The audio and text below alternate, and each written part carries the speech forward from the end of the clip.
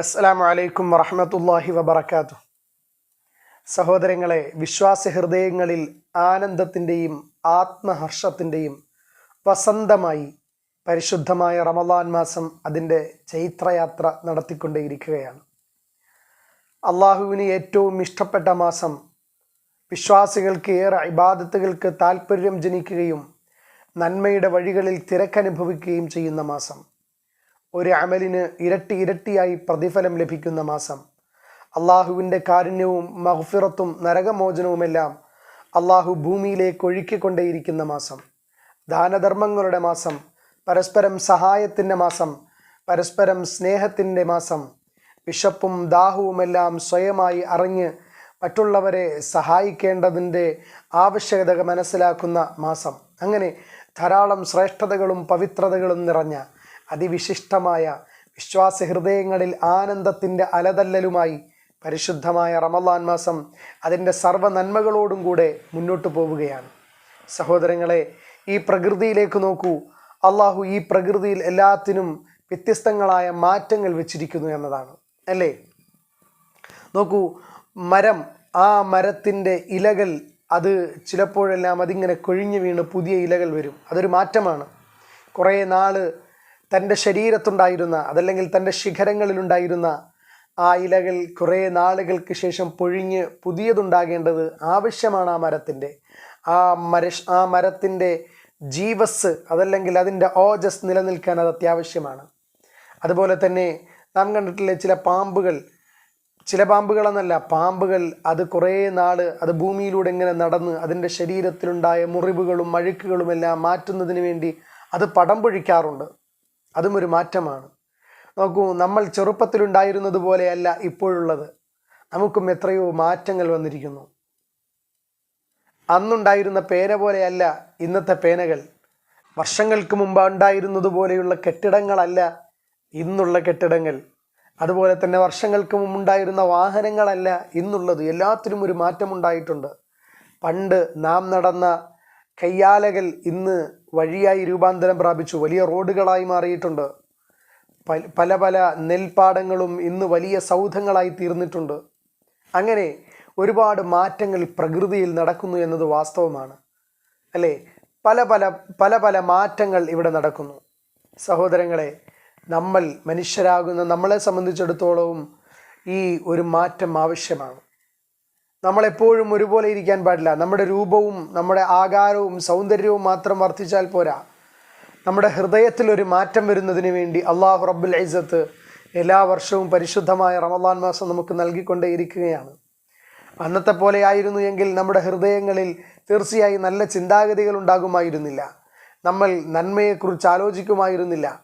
നമ്മളെപ്പോഴും നല്ലതുപോലെ ഈ പ്രകൃതിയിൽ ധാരാളം മാറ്റങ്ങൾ ഉടലെടുത്തുകൊണ്ടേയിരിക്കുന്നു. ധാരാളം നമ്മളുടെ കണ്ണുകൾ കൊണ്ട് കാണാൻ കഴിയുന്നു. എന്നതുപോലെ മനുഷ്യരാകുന്ന നമ്മൾ ഈ ഭൂമിയിലെ ഏറ്റവും ശ്രേഷ്ഠരാകുന്ന, നമുക്ക് വേണ്ടിയാണ് ഈ ലോകത്തിലുള്ള സർവ്വതും അള്ളാഹു പടച്ചിട്ടുള്ളത്. അങ്ങനെയുള്ള നാം ഒരു മാറ്റങ്ങൾക്ക് വിധേയമാകാതെ കറപിടിച്ച ഹൃദയവുമായി കഴിഞ്ഞുകൂടിയാൽ തീർച്ചയായും അത് വല്ലാത്ത ബുദ്ധിമുട്ടാണ്. അതുകൊണ്ട് നമ്മളുടെ ഹൃദയത്തിൽ നിരന്തരമായി നാം ചെയ്തു പോകുന്ന എല്ലാ പാപക്കറകളെയും പരമപരിശുദ്ധമാക്കി കഴുകി വൃത്തിയാക്കി ഏറ്റവും നല്ലവരായി തീരാൻ വേണ്ടി അള്ളാഹു അവൻ്റെ ഔദാര്യമായി നമുക്ക് നൽകിയതാണ് പരിശുദ്ധമായ റമദാൻ മാസം. നിങ്ങൾ കണ്ടിട്ടില്ലേ, ചില ഉസ്താദുമാർ, അതല്ലെങ്കിൽ ചില ഗുരുക്കന്മാർ തൻ്റെ ശിഷ്യന്മാർ എന്തെങ്കിലും തെറ്റുകൾ ചെയ്താൽ അത് അവരെന്ത് ചെയ്യും? ഉപദേശിച്ച് കൃത്യമായി നല്ല വഴിയിലൂടെ നടത്തും. അതുപോലെ തന്നെ മക്കൾ എന്തെങ്കിലും തെറ്റ് ചെയ്താൽ മാതാപിതാക്കൾ അത് തിരുത്തുമെന്നതുപോലെ നമ്മുടെ കറപിടിച്ച ഹൃദയങ്ങളിലെ തെറ്റുകൾ തിരുത്താനും നമുക്ക് നല്ല വഴിയിൽ, നേർവഴിയിലൂടെ സഞ്ചരിക്കുവാനും അള്ളാഹു അവൻ്റെ ഔദാര്യമായി, അവൻ്റെ ഓശാരമായി, അതല്ലെങ്കിൽ നല്ല ഒരു ഉപദേശമായി നമുക്ക് നൽകിയ വിശുദ്ധമായ മാസമാണ് പരിശുദ്ധമായ റമദാൻ മാസം. ആദ്യത്തേത് റഹ്മത്തിൻ്റെ 10 അള്ളാഹുവിൻ്റെ വിശാലമായ റഹ്മത്ത് എന്ന് പറഞ്ഞാൽ അള്ളാഹുവിൻ്റെ റഹ്മത്ത് എപ്പോഴും സദാ വർഷിച്ചു കൊണ്ടേയിരിക്കുകയാണെങ്കിലും നമ്മൾ ഇബാദത്തുകളുമായും ചില പ്രത്യേകമായ ദിക്റുകളുമായെല്ലാം ബന്ധപ്പെട്ടുകൊണ്ട് അത് കരഗതമാക്കാൻ വേണ്ടി അതിനെ 3 തരംതിരിച്ചിരിക്കുന്നു എന്ന് മാത്രമാണ്. സഹോദരങ്ങളെ, പരിശുദ്ധമായ റമദാൻ മുഴുവനും അനുഗ്രഹമാണ്, മഗ്ഫിറത്താണ്, നരകമോചനമാണ്. നാം എപ്പോഴും അള്ളാഹുവിൻ്റെ അടുക്കൽ അപ്രകാരം തേടിക്കൊണ്ടേയിരിക്കണം. അള്ളാഹു കാരുണ്യവാനാണ്. നമ്മളോട് ഏറെ ഇഷ്ടവും സ്നേഹവും ഒക്കെ ഉള്ളവനാണ് യജമാനനായ റബ്ബ്. സഹോദരങ്ങളെ, ആയതിനാൽ നമ്മുടെ ഈ പരിശുദ്ധമായ റമദാൻ മാസത്തിലെ ദിനരാത്രങ്ങളെ നമ്മുടെ വിശുദ്ധിക്കായി, നമ്മുടെ ആത്മ സംസ്കരണത്തിനായി, നമ്മുടെ ജീവിതത്തിൻ്റെ എല്ലാ നല്ല നടത്തിപ്പിനും ആവശ്യമായി, ഈ പ്രകൃതിയിൽ ധാരാളം മാറ്റങ്ങൾ ഉണ്ടാകുന്നത് പോലെ നമ്മുടെ ജീവിതത്തിലും ആത്മീയമായി വിശുദ്ധി കൈവരിക്കാനുള്ള മാറ്റങ്ങൾ ഉണ്ടാക്കിയെടുക്കുന്നതിന് വേണ്ടിയാണ് പരിശുദ്ധമായ റമദാൻ അള്ളാഹു നമുക്ക് നൽകിയത്. നമ്മുടെ ജീവിതം ഏറ്റവും മനോഹരമായി തീരണം, സന്തോഷമായി തീരണം, ഏറ്റവും ആഹ്ലാദ നിമിത്തമായി തീരണം, പാപക്കറകൾ ഒഴിവാകണം. അതുപോലെ തന്നെ എല്ലാ നിലയിലുള്ള ആത്മീയമായ ഉയർച്ചയും സന്തോഷവും ഒക്കെ നമ്മുടെ ജീവിതത്തിലേക്ക് കരഗതമാകണം. അതിലുപരിയായി ഈമാനികമായ ഒരു കരുത്താർജിക്കാൻ നമുക്ക് ഓരോരുത്തർക്കും സാധ്യമാകണം. അതാണ് പരിശുദ്ധമായ റമദാനിലൂടെ അള്ളാഹു ഉദ്ദേശിക്കുന്നത്. സഹോദരങ്ങളെ, ഒരിക്കൽ ബഹുമാനായ മൂസാ നബി അലൈഹിസ്സലാത്തു വസ്സലാമ സഞ്ചരിച്ച് ഒരു വഴിയിലൂടെ സഞ്ചരിച്ചു കൊണ്ടിരിക്കുന്നു. അങ്ങനെ യാത്രാക്ഷീണം അദ്ദേഹത്തിനുണ്ടാവുകയും അദ്ദേഹം ഒരിടത്ത് ഇറങ്ങി താമസിക്കുകയും ചെയ്യുകയാണ്. ആ സമയത്ത് ബഹുമാനായ മൂസാ നബി അലൈഹിസ്സലാത്തു വസ്സലാമയുടെ ശരീരത്തിൽ ഒരു ഉറുമ്പ് കടിച്ചു. ഒരു ഉറുമ്പ് അങ്ങനെ ഉറുമ്പ് കടിച്ചപ്പോൾ വേദന അസഹ്യമായപ്പോൾ സ്വാഭാവികമായി നമ്മളും അങ്ങനെയാണല്ലോ, ഒരു ഉറുമ്പ് നമ്മുടെ ദേഹത്ത് കടിച്ചാൽ നമ്മൾ ഇങ്ങനെ അങ്ങ് തൂത്ത് കളയും എന്നതുപോലെ വേദന അനുഭവപ്പെട്ടപ്പോൾ ബഹുമാനായ മൂസാ നബി അലൈഹിസ്സലാത്തു വസ്സലാം ഇങ്ങനെ തൂത്ത് കളഞ്ഞപ്പോൾ കുറേ ഉറുമ്പുകൾ ചത്തുപോയി. സഹോദരങ്ങളെ, അപ്പോൾ അള്ളാഹു ചോദിച്ചു, എന്തിനാണ് മൂസാ നബിയെ നിങ്ങൾ ഈ ഉറുമ്പുകളെ മുഴുവനും കൊന്നുകളഞ്ഞത്? അപ്പോൾ മൂസാ നബി അലൈഹിസ്സലാത്തു വസ്സലാം പറഞ്ഞു, പടച്ചോനെ, എന്നെ കടിച്ചത് കൊണ്ടാണ്. അപ്പോൾ അള്ളാഹു ചോദിച്ചത്, നിന്നെ കടിച്ച ഉറുമ്പിനെ മാത്രം കൊന്നുകൂടായിരുന്നോ? നിന്നെ ഒരു ഉറുമ്പല്ലേ കടിച്ചോളൂ, നീ ആ ഉറുമ്പിനെ മാത്രം കൊല്ലാൻ പാടില്ലായിരുന്നു എന്ന്. ഉറുമ്പുകളോട് പോലും എന്ന് പറഞ്ഞാൽ അങ്ങേയറ്റത്തെ, നമ്മളുടെ കാലിൻ്റെ അടിയിൽ പോലും ശ്രദ്ധിക്കാത്ത, നടന്നു പോകുമ്പോൾ കാലിനടിയിൽ പോലും ശ്രദ്ധിക്കാതെ അതിനിടയിൽ ഞെരിഞ്ഞമരുന്ന ഉറുമ്പുകളുണ്ടല്ലോ, അതിനോട് പോലും വല്ലാതെ കാരുണ്യം കാട്ടിയിരുന്ന, അതല്ലെങ്കിൽ കാരുണ്യം കാട്ടിക്കൊണ്ടിരിക്കുന്ന യജമാനനായ റബ്ബിന് നമ്മളോടും വല്ലാത്ത കരുണയും സ്നേഹവും ഒക്കെ ഉള്ളത് കൊണ്ടാണ്, ദയാവായ്പും ആർദ്രതയും ഒക്കെ ഉള്ളത് കൊണ്ടാണ് സഹോദരങ്ങളെ പരിശുദ്ധമായ റമദാൻ മാസം നമുക്ക് അള്ളാഹുവിൻ്റെ ഓശാരമായി നൽകിയത്. നിങ്ങളുടെ ജീവിതത്തിൽ നിങ്ങൾ ചെയ്തു പോയ 11 മാസമായി നിങ്ങൾ നിരന്തരമായി അറിഞ്ഞോ അറിയാതെയോ പ്രത്യക്ഷത്തിലോ പരോക്ഷമായോ ഒറ്റയ്ക്കോ കൂട്ടായോ ഒക്കെ ചെയ്തു പോയ നിങ്ങളുടെ സകലമാന പാപങ്ങളെയും പൊറുപ്പിക്കാൻ ഇതാ നിങ്ങൾക്ക് ഞാനൊരു അവസരം നൽകുകയാണ് എന്നാണ് അള്ളാഹു പറയുന്നത്. സഹോദരങ്ങളെ, ആ അവസരം നാം പരമാവധി പ്രയോജനപ്പെടുത്തുകയും അള്ളാഹുവിലേക്ക് മുറിഞ്ഞു വീഴുകയും ചെയ്യണം സഹോദരങ്ങളെ. ആയതിനാൽ ഈ മഗ്ഫിറത്തിൻ്റെ 10 നമ്മളിലേക്ക് വരുമ്പോൾ നാം അധികമായി ദുആക്കളുമായി ബന്ധപ്പെടണം. എന്തിനാണ് ദുആ ചെയ്യുന്നത്? നമുക്ക് വിപത്തുകളൊന്നും വന്നില്ലല്ലോ, പ്രയാസങ്ങളൊന്നും വന്നില്ലല്ലോ എന്ന് കരുതിക്കൊണ്ട് നാം ദുആ ചെയ്യാതെ ഇരുന്നു പോകരുത്. നിരന്തരമായി നാം ദുആ ചെയ്തുകൊണ്ടേയിരിക്കണം. സല്ലല്ലാഹു അലൈഹി വസല്ലമ തങ്ങൾ പറയുകയാണ്, മൻ സറഹു അൻ യസ്തജീബല്ലാഹു ലഹു ഇൻദ ശദാഇദി ഫല്യുക്സിറു ദുആ ഫിർറഖാ. ഒരാൾക്ക് പ്രയാസങ്ങളിൽ അള്ളാഹു അവനെ സഹായിക്കണമെന്നുണ്ടെങ്കിൽ, അങ്ങനെ നമ്മുടെ പ്രയാസങ്ങളിൽ, വിഷമങ്ങളിൽ, സന്നിഗ്ധ ഘട്ടങ്ങളിൽ അള്ളാഹു നമ്മളെ സഹായിക്കണമെന്നുണ്ടെങ്കിൽ നമ്മളുടെ സന്തോഷത്തിൻ്റെ, സൗഖ്യത്തിൻ്റെ, ആരോഗ്യത്തിൻ്റെ, അതോടൊപ്പം തന്നെ എല്ലാ നിലയിലുള്ള സന്തോഷവും നിലനിൽക്കുമ്പോൾ നാം അള്ളാഹുവിനോട് പ്രാർത്ഥിക്കണമെന്നാണ് മുത്തായ ഹബീബ് സല്ലല്ലാഹു അലൈഹി വസല്ലം തങ്ങൾ പറഞ്ഞത്. നമുക്ക് ആപത്ത് വരുമ്പോൾ മാത്രമല്ല അള്ളാഹുവിനോട് പ്രാർത്ഥിക്കേണ്ടത്. ആപത്ത് ദാ അവിടെ നിന്ന് വരുന്നു, അതുകൊണ്ടൊന്ന് പ്രാർത്ഥിച്ചേക്കാം എന്നുള്ളതല്ല. ഇനി നമ്മുടെ ജീവിതത്തിൽ ഒരിക്കലും ഒരു നിലയിലുള്ള പ്രയാസങ്ങളും വിഷമങ്ങളും വരാതിരിക്കാൻ വേണ്ടി നാം മുൻകൂട്ടി അള്ളാഹുവിൻ്റെ അടുക്കൽ പ്രാർത്ഥിക്കണം സഹോദരങ്ങളെ. നമ്മുടെ പ്രാർത്ഥനയുടെ മാസമാണ്. ഇബാദത്തുകൾ മാത്രമല്ല, തറാവീഹും അതോടൊപ്പം തന്നെ തഹജ്ജുദും അതോടൊപ്പം തന്നെ ഔവാബീനും ഇഷ്റാഖും ളുഹയും മാത്രം നമസ്കരിച്ചാൽ പോരാ.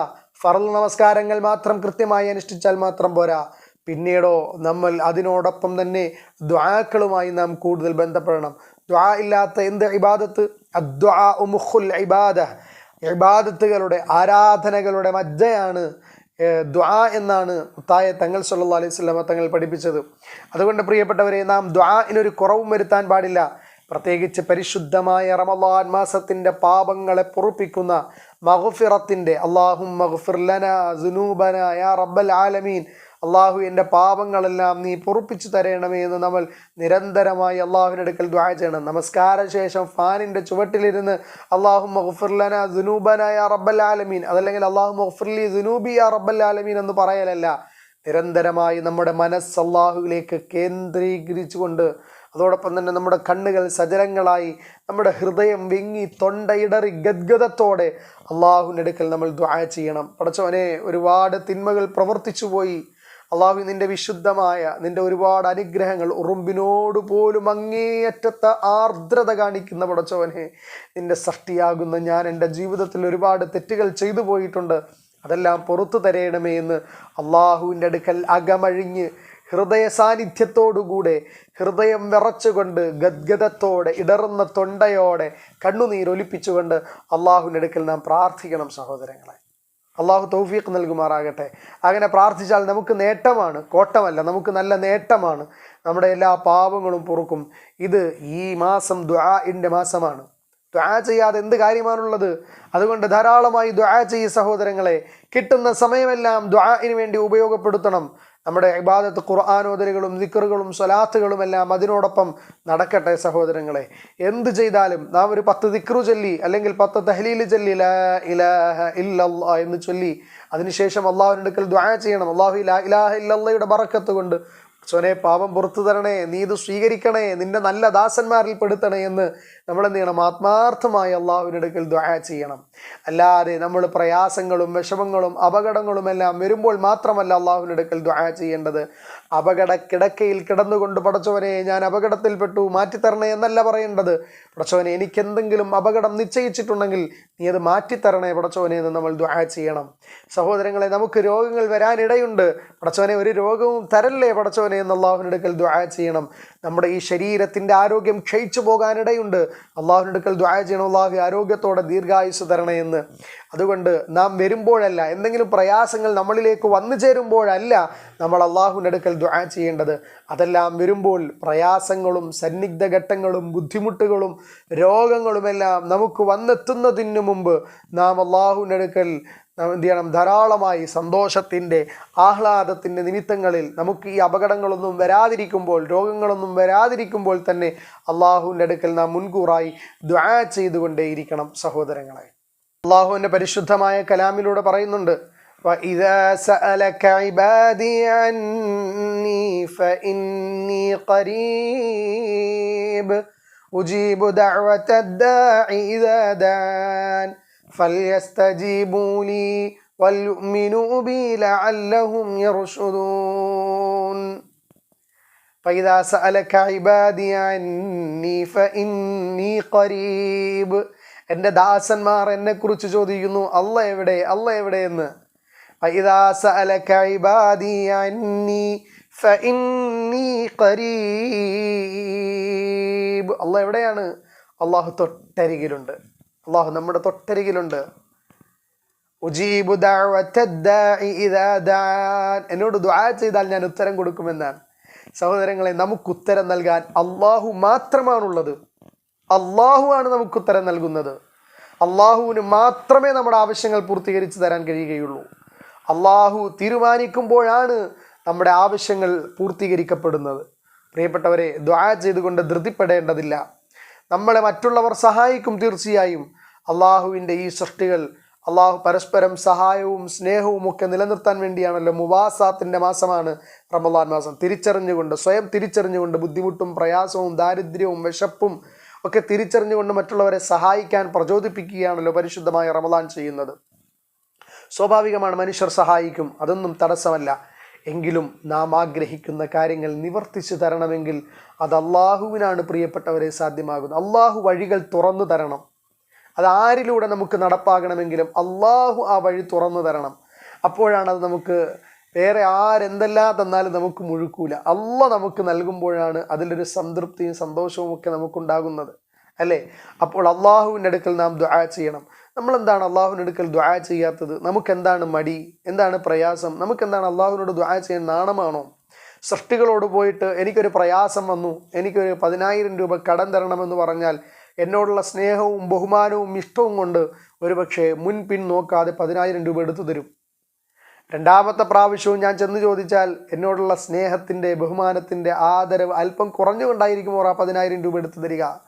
മൂന്നാമത്തെ തവണ ചെല്ലുമ്പോൾ കുറച്ച് നീരസമുണ്ടാകും. നാലാമത്തെ തവണ ചെല്ലുമ്പോൾ ചിലപ്പോൾ അനിഷ്ടകരമായ വാക്കുകൾ പറഞ്ഞേക്കാം. അഞ്ചാമത്തെ തവണയാണെങ്കിൽ ചിലപ്പോൾ കാർക്കശ്യത്തോടെ പെരുമാറിയേക്കാം. 6ാമത്തെ തവണ എനിക്കത് തരാതെയും ഇരുന്നേക്കാം. അങ്ങനെയാണ് സൃഷ്ടികൾ, അങ്ങനെയാണ്. എന്നാൽ അള്ളാഹു റബ്ബുൽ ഇസ്സത്തിന് നമ്മൾ ചോദിക്കുന്നതിനനുസരിച്ച് അള്ളാഹുവിന് ഇഷ്ടമാണ്. പടച്ചവനെ നീ എനിക്ക് നൽകണേ അല്ലാ എന്നവനോട് ചോദിക്കുമ്പോൾ അവന് വലിയ ഇഷ്ടമാണ്. അള്ളാഹുവിന് ചോദിക്കുന്നവരെയാണ് ഇഷ്ടം, അള്ളാഹുവിനോട് കേഴുന്നവരെയാണ് അവന് ഇഷ്ടം. അങ്ങനെ ആകണം സഹോദരങ്ങളെ. അള്ളാഹുവിനോട് നമ്മൾ കേൾക്കണം. നമ്മളെക്കുറിച്ച് അറിയുന്നവനാണ് അള്ളാഹു. നമ്മുടെ രഹസ്യവും പരസ്യവും നമ്മുടെ നാഡീ ഞരമ്പുകളിലൂടെ ഓടിക്കൊണ്ടിരിക്കുന്ന രക്തത്തിൻ്റെ ആ സംഭവ വികാസം പോലും അറിയുന്നവനാണ്. നമ്മളെ കണ്ട നാഡിയേക്കാൾ അടുത്ത പടച്ചതമ്പുരാന് നമ്മളെക്കുറിച്ച് അറിയാം. പിന്നെ നമ്മൾ ആരെ മുന്നിലാണ് മസ്ലി പിടിക്കുന്നത്? ആരെയാണ് നമ്മൾ പ്രതീക്ഷിച്ചിരിക്കുന്നത്? നമ്മളെക്കുറിച്ചെല്ലാം അറിയാവുന്ന, നമ്മുടെ രഹസ്യവും പരസ്യവും ഒക്കെ അറിയുന്ന തമ്പുരാൻ നമ്മളോടൊപ്പമുള്ളപ്പോൾ നാം എന്തിനു ഭയപ്പെടണം? ആ റബ്ബിൻ്റെ മുന്നിലേക്ക്, അവൻ്റെ ദർബാറിലേക്ക് നാം ഇങ്ങനെ കൈ ഉയർത്തണം. എന്നിട്ട് പടച്ചവനോട് പറയണം, അല്ലാ എനിക്ക് പ്രയാസമുണ്ടേ റബ്ബേ, മാറ്റിത്തരണേ അല്ലാ. എനിക്ക് രോഗമുണ്ട് പടച്ചവനെ, നീക്കിത്തരണേ അല്ലാ. പടച്ചവനെ എനിക്ക് ദാരിദ്ര്യമുണ്ട് റബ്ബേ, നീ മാറ്റിത്തരണേ അല്ലാ. എനിക്ക് വീടില്ല അല്ലാ, അതിനുള്ള സൗകര്യം നീ ഒരുക്കി തരണേ പടച്ചവനെ എന്ന് യജമാനനായ റബ്ബിനോട് മനമുരുകിക്കൊണ്ട് പ്രാർത്ഥിച്ചാൽ തീർച്ചയായും നമ്മളെ സൃഷ്ടിച്ച എല്ലാത്തിനോടും ജീവജാലങ്ങളോടെല്ലാം വല്ലാത്ത കാരുണ്യത്തിൻ്റെ മേൽ കാരുണ്യത്തിൻ്റെ കേദാരമായ യജമാനനായ നമ്മുടെ സൃഷ്ടികർത്താവായ പരമപ്രഭുവായ പടച്ച തമ്പുരാൻ അതെല്ലാം സാധൂകരിച്ച് തരുന്നതാണ്. അത് സാധിച്ചു തരും, ഉറപ്പായും സാധിച്ചു തരും. അതുകൊണ്ട് അള്ളാഹുവിനടുക്കൽ ആത്മാർത്ഥമായി നാം ദുആ ചെയ്തുകൊണ്ട് ഈ 2ാമത്തെ 10 ഏറ്റവും നല്ല നിലയിലാക്കാൻ വേണ്ടി നാം ഓരോരുത്തരും മാറ്റണം. ഇൻഷാ അല്ലാഹ് അല്ലാഹു തൗഫീഖ് നൽകുമാറാകട്ടെ. സല്ലല്ലാഹു അലൈഹി വസല്ലമ തങ്ങളുടെ ഒരു ഹദീസ്, വകാന മിൻ ദുആഇ റസൂലില്ലാഹ് അല്ലാഹുമ്മ ഇന്നി അഊദു ബിക മിൻ സവാലി നിഅമതിക വതഹവ്വുലി ആഫിയതിക വഫുജാഅതി നിഖ്മതിക. നബി തങ്ങൾ ധാരാളമായി ചെയ്തിരുന്ന ഒരു ദുആയാണ്, പടച്ചവനെ എൻ്റെ അനുഗ്രഹങ്ങളൊക്കെ നീങ്ങിപ്പോകുന്നതിനെ തൊട്ട് ഞാൻ നിന്നോട് കാവലിനെ തേടും. നമുക്ക് ഒരുപാട് അനുഗ്രഹമുണ്ടല്ലോ. നമ്മുടെ വീട്, നമ്മുടെ ഇണകൾ, നമ്മുടെ ഭാര്യ, നമ്മുടെ മക്കള്, നമ്മുടെ കുടുംബം, നമ്മുടെ വീട്, നമ്മുടെ വാഹനം, നമ്മുടെ വസ്ത്രം, നമ്മുടെ ഭക്ഷണം എന്നു വേണ്ട എല്ലാം യജമാനനായ റബ്ബാണല്ലോ നൽകുന്നത്. പടച്ചവനെ നീ നൽകിയ ഒരു അനുഗ്രഹത്തെയും നീ പിൻവലിക്കല്ലേ പടച്ചവനെ, ഒന്നും മാറ്റിക്കളയല്ലേ അല്ലാ. വതഹവ്വുലി ആഫിയതി, പടച്ചവനെ നീ നൽകിയതാണ് എൻ്റെ ആരോഗ്യം, ഇത് നീ മാറ്റിക്കളയല്ലേ പടച്ചവനെ. ആഫിയത്ത് തരണേ അല്ലാ. പടച്ചവനെ പെട്ടെന്നുണ്ടാകുന്ന എല്ലാ വിപത്തുകളിൽ നിന്ന്, അപകടങ്ങളിൽ നിന്ന്, മരണങ്ങളിൽ നിന്ന്, എല്ലാ നിലയിലുള്ള മോശമായ കാര്യങ്ങളിൽ നിന്നും നീ കാക്കണേ പടച്ചവനെ എന്ന് നബി തങ്ങൾ അധികമായി ദുആ ചെയ്യുമായിരുന്നു. നമ്മളിങ്ങനെ തന്നെ പറയണമെന്നില്ല. ഇങ്ങനെ പറഞ്ഞാൽ നബി തങ്ങളുടെ ഹദീസിനെ പിൻപറ്റിക്കൊണ്ട് നമുക്ക് പറയാൻ പ്രത്യേകം പ്രതിഫലം ലഭിക്കും. എന്നിരുന്നാലും നമുക്ക് അറബി പറയാൻ അറിയില്ലെങ്കിൽ നമ്മൾ മലയാളത്തിൽ പറഞ്ഞാൽ മതി. പടച്ചവനെ നീ നൽകിയ അനുഗ്രഹങ്ങളെ നീ നീക്കിക്കളയല്ലേ അല്ലാ. പടച്ചവനെ എനിക്ക് നീ ആരോഗ്യം തരണേ പടച്ചവനെ, ആരോഗ്യം നീക്കിക്കളയല്ലേ അല്ലാ.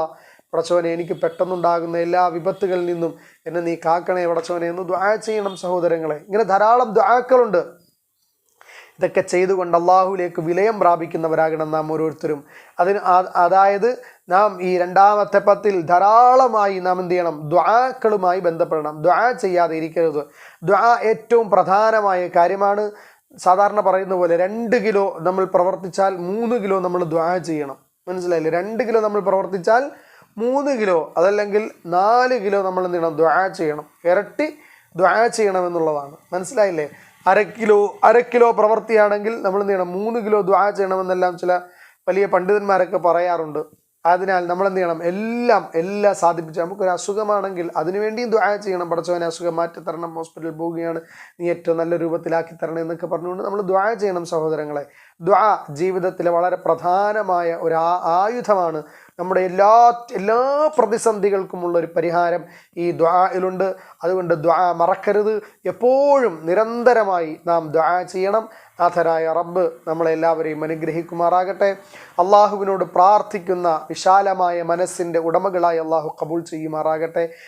നമ്മുടെ ആവശ്യങ്ങൾ പടച്ച തമ്പുരാനോട് പറഞ്ഞ് പൂർത്തീകരിക്കുന്ന ഒരവസ്ഥയിലേക്ക് അള്ളാഹു നമ്മളും തമ്മിലുള്ള ബന്ധത്തെ സുദൃഢമാക്കുന്ന സത്യവിശ്വാസികളിൽ അള്ളാഹു നമ്മളെയും കുടുംബത്തേക്ക് ഉൾപ്പെടുത്തട്ടെ. ആമീൻ. അസ്സലാമു അലൈക്കും വറഹ്മത്തുള്ളാഹി വബറകാതുഹു.